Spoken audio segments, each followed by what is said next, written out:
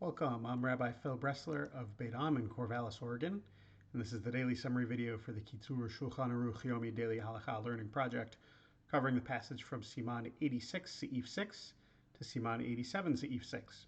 You can find links to the Hebrew and English text of this passage and to the calendar of upcoming passages in this video's description. Two final notes on the topic of bathing on Shabbat. No washing with soap on Shabbat. It liquefies. There's a principle called nolad, something which comes into being on Shabbat and is therefore prohibited. So soap that changes its state from a solid to a liquid is considered nolad and you can't handle it. And even if it already starts out soft, that counts as number 29, smoothing. Finally, no bathing or washing for medicinal purposes. We'll cover more on the topic of Shabbat medicine in Perek 91. Animals and birds on Shabbat. So Exodus 23 verse 12 suggests that Shabbat is not only for us to rest, but for our animals to rest as well. So how do animals work? Mostly by carrying loads for us. Therefore, they can't go out with a burden on Shabbat.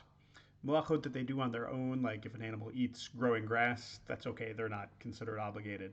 We're talking about melachot that we might do by means of them.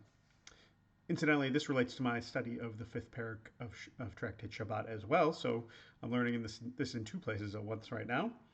The exception that's carved out for ornaments that people might go out with on Shabbat doesn't apply to animals. No ornamental burdens for them. But there is more latitude for healing with regard to animals than with people. So, for example, bandages that they might wear are okay. They're considered to be like garments for that animal. Similarly, things that keep the animal safe and under control are okay. So like collars and things like that. They can't be excessive. Only the degree of control of that animal and the degree of safeguarding for that animal that's necessary is allowed. And it has to be suitable for that particular animal. So what might work for one animal, you can't therefore necessarily assume it'll work for another animal. Halters and bridles.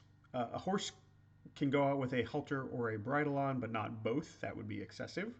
A donkey can't wear a bridle, though. That would be excessive because a donkey just doesn't need that much control. An ox or a cow who's very slow moving, they can't go out with any sort of control device on them. They're not going to run off unless, of course, that particular animal is known to run off. Saddles, no pack saddles are allowed on any animals.